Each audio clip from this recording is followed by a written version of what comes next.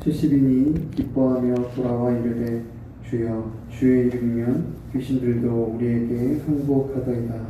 예수께서 이르시되 사탄이 하늘로부터 번개같이 떨어지는 것을 내가 보았노라.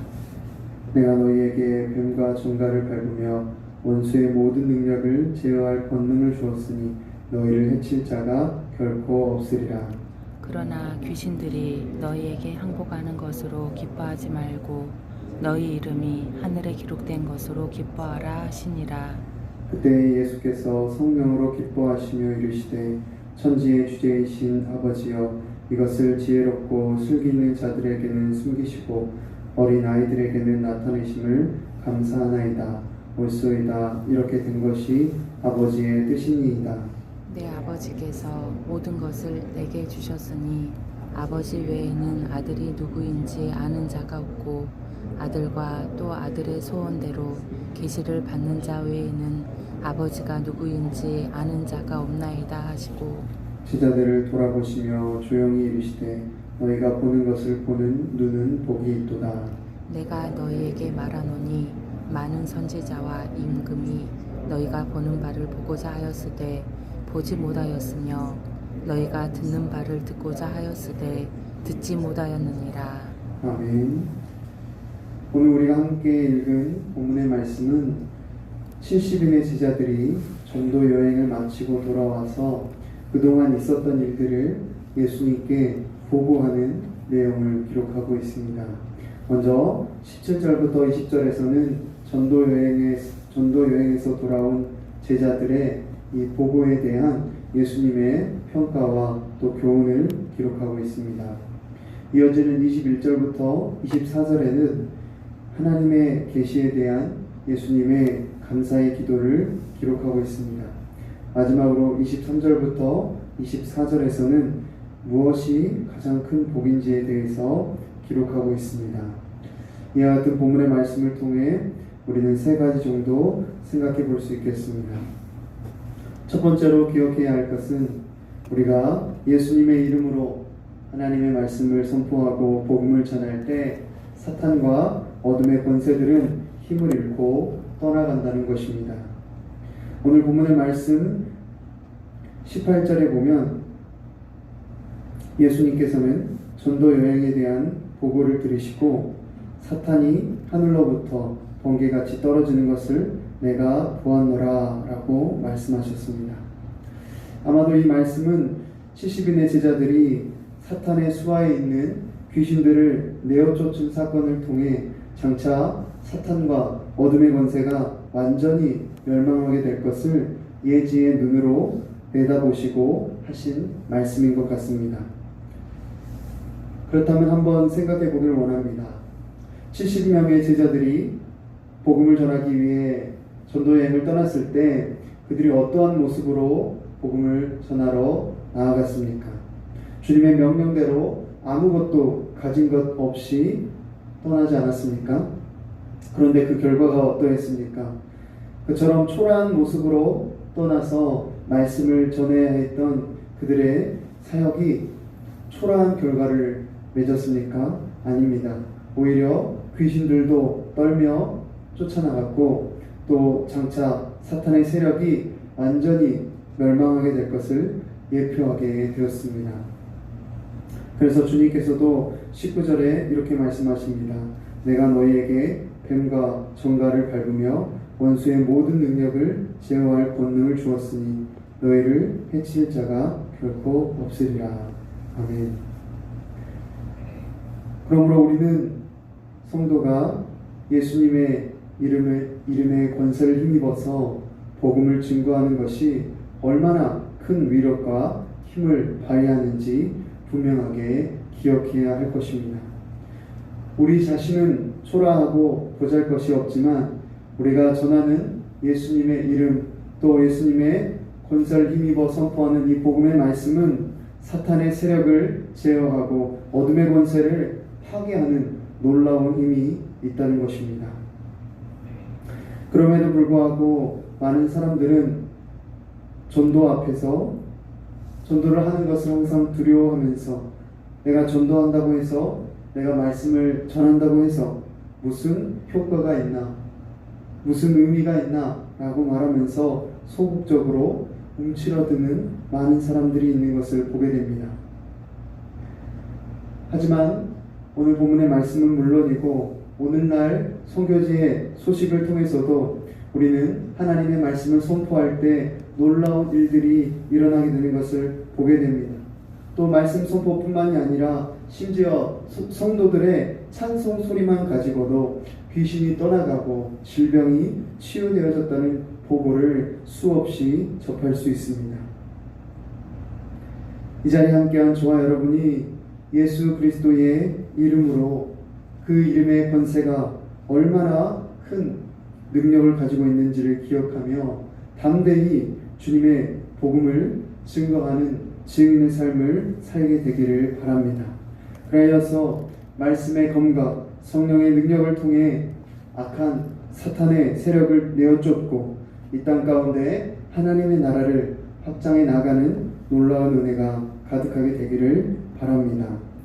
두 번째로 기억해야 할 것은 성도들이 진정으로 기뻐해야 할 것은 은사가 아니라 은혜라는 것입니다. 20절 말씀에 보면 주님께서는 귀신들이 너희에게 항복하는 것으로 기뻐하지 말고 너희 이름이 하늘에 기록된 것으로 기뻐하라 라고 말씀하셨습니다. 성도 여러분, 한번 생각해 보시기 바랍니다. 귀신들이 이 주님을 믿는 자들에게 항복하며 떠나가는 것이 얼마나 기쁘고 감사한 일입니까? 그럼에도 불구하고 주님께서는 그것으로 인해 기뻐할 것이 아니라 그들의 이름이 하늘에 기록된 것으로 인해 기뻐하라고 말씀하십니다. 이것은 성도들의 기쁨의 진정한 근원이 어디에 있는지를 보여주는 것입니다.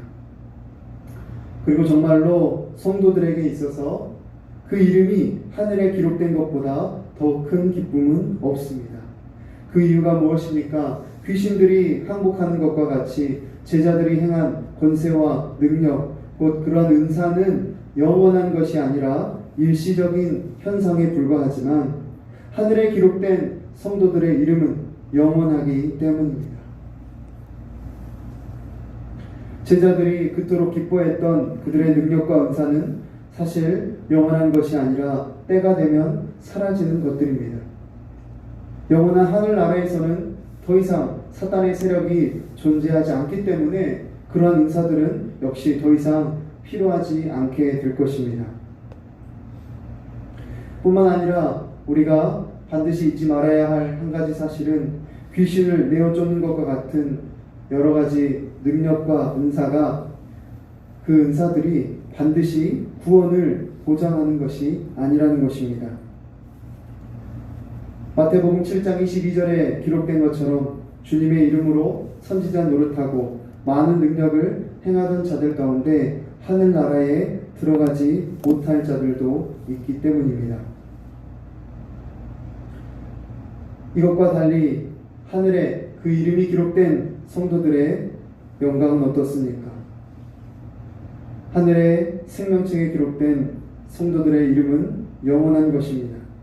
주님은 생명책에 기록된 그 성도들의 이름을 영원히 지우지 않겠다고 요한계시록 3장 5절에 약속하셨습니다. 그럼에도 불구하고 오늘날 많은 사람들이 영생의 구원보다는 오히려 지역적인 은사와 축복에 더 집착하며 매달리고 살아가는 것을 보게 됩니다. 저와 여러분의 모습은 어떻습니까? 예수님의 십자가의 그 은혜보다 여러 가지 신비한 은사에 더 관심을 가지며 구원의 은혜보다 세상에서의 성공과 축복에 더 마음을 쏟고 있지는 않습니까? 사랑하는 성도 여러분, 우리가 진정으로 기뻐해야 할 것은 십자가의 놀라운 구원의 은혜이지 일시적인 은사가 아님을 다시 한번 분명하게 기억하시기 바랍니다. 그라여서 은사를 사모하되 가장 큰 은사인 사랑의 은사를 사모하며 축복을 기뻐하고 사모하되 그리스도를 통해 주신 구원의 축복을 사모하며 기뻐할 수 있는 저와 여러분 되기를 간절히 바랍니다. 세 번째로 기억해야 할 것은 하나님의 나라를 볼 수 있는 그 눈이 가장 복되다는 것입니다. 오늘 본문 23절 말씀에 보면 예수님께서 제자들을 향해 너희가 보는 것을 보는 눈은 복이 있도다 라고 말씀하셨습니다. 그리고 24절에서는 그 이유에 대해서 기록하고 있습니다. 무엇입니까?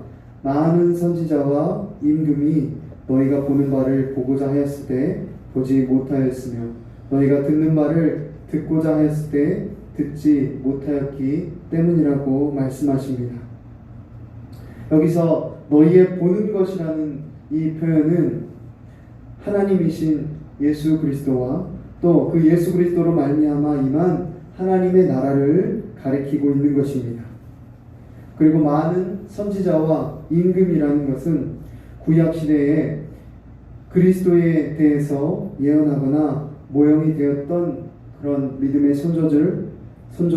성도들을 가리키는 표현입니다. 예를 들자면 이사야나 다윗과 같은 사람을 가리키는 것입니다. 지금 예수님께서는 바로 그토록 위대했던 이사야 선지자나 다윗 왕보다도 우리가 더 복된 사람이라고 말씀하고 있는 것입니다. 여러분, 이사야 선지자가 어떤 사람입니까? 여러분, 이사야서를 다 읽어보셔서 아시겠지만 이사야 선지자는 오실 메시아와 또 그 하나님의 나라에 대해서 많은 것들을 예언했던 그러한 선지자였습니다. 사실 이사야서 전체가 예수 그리스도와 그분의 나라를 그대로 보여준다고 보아도 무방할 정도입니다.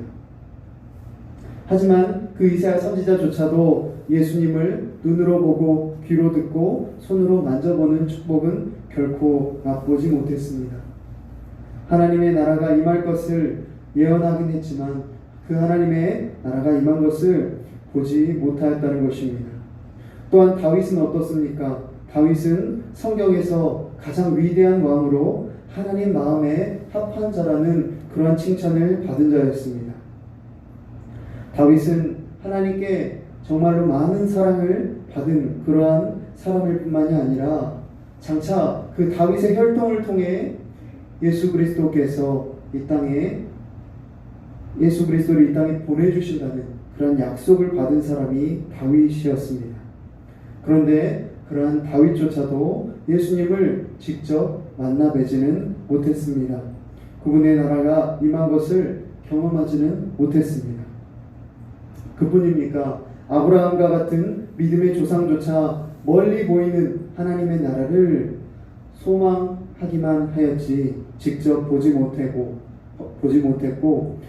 모세도 그러했고 또 다른 모든 구약의 성도들은 약속을 받았을 뿐이지 그것이 실제로 이루어지는 모습은 보지 못하였습니다. 이러한 구약 성도들의 모습에 비하면 어떻습니까? 신약시대의 제자들과 우리의 모습은 어떻습니까? 신약시대의 제자들은 요한일서 1장 3절에 기록된 것처럼 예수님을 직접 눈으로 보고 귀로 듣고 손으로 만져보는 축복을 누렸습니다. 예수 그리스도를 통해 임한 하나님의 나라를 실제적으로 경험했습니다.